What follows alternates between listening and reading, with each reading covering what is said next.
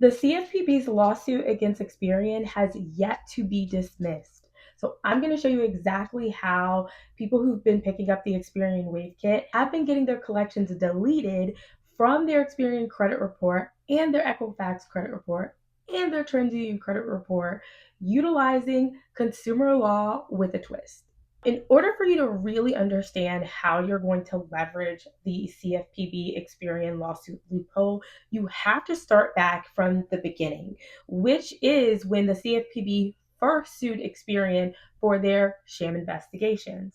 Now, that lawsuit has not come to a completion, a settlement, and as of today, the CFPB has not asked for a stay, which would pause the lawsuit so they have some time to play catch up because it is under the Trump administration now, versus when the lawsuit was first filed under the Biden administration and the previous director, Rohit Chopra. You can actually find more detail about the lawsuit on the CFPB's website, which I'm pretty shocked this is actually still publicly available. But I read all of it so you don't have to. So let's go ahead and scroll down to the parts that we really need to work with.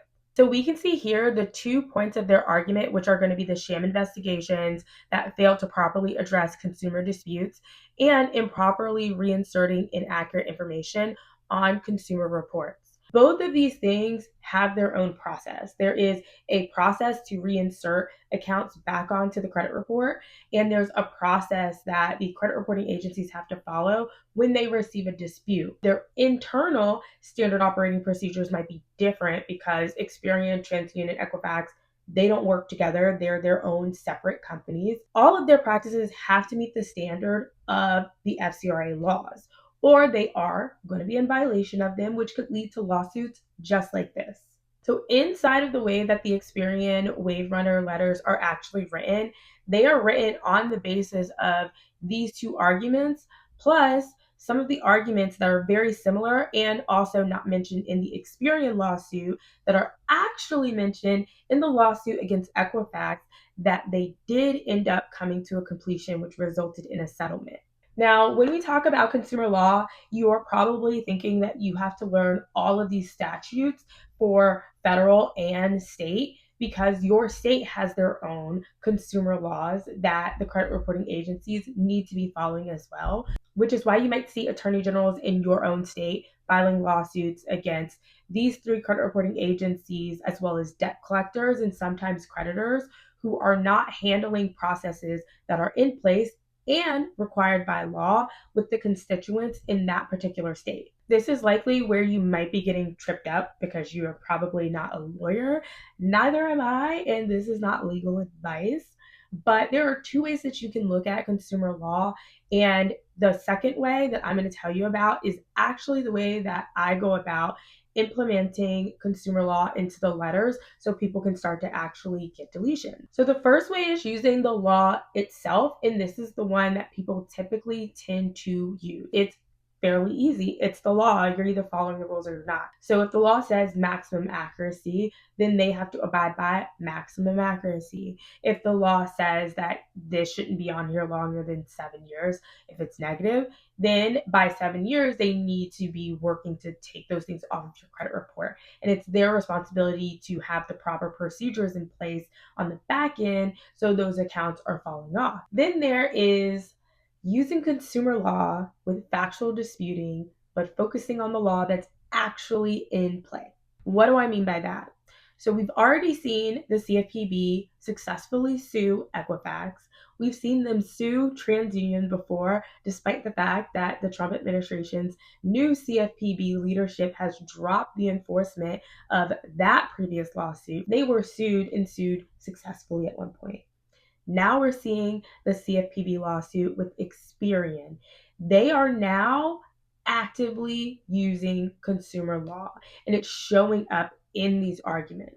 So you're just going to take the law that's in motion right now, the one that they are carrying over the finish line to get these redresses or to get these enforcements put in place to really correct the behavior of the credit reporting agency in your letter.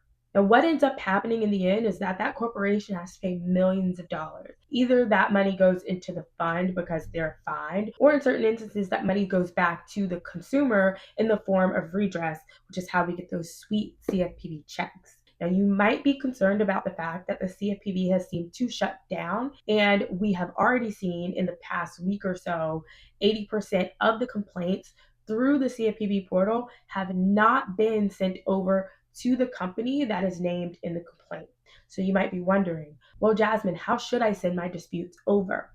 My letters are designed to go through the mail, but you also can attach them to the complaint through the CFPB portal. You can send them through the Better Business Bureau, but I wouldn't recommend disputing online using Experian's website, TransUnion's website, or even Equifax's website, because once you send this dispute over, they have a certain amount of time to get back to you.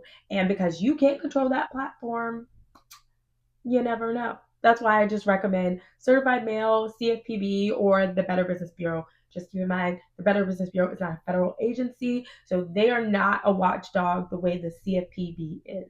Now, I just want to take you inside of the Wave Kit so you can kind of get an understanding of what is in it, what you're going to get in case you want to use my letters, or you can always make your own letters. I include an instruction page because you are going to need a little bit more than just the letter when you're sending things off to the credit reporting agencies. You want to make sure that you're not giving them the opportunity to come back and say things like, how do I know this is you? How do I know you're not a credit reporting agency? Da, da, da, da. You want to make sure that you're following the instructions, you're sending the right letter, you're sending the type of letter that you actually want to send, and you're filling in the information for yourself. And all you have to do in the end, if you're going to submit it online, is just copy the body of the letter, make sure you're not including any information that the CFPB or even the Better Business Bureau says, hey, if it's sensitive information like your name or an account number or any other self-identifying information like your social security number or your telephone number, I would just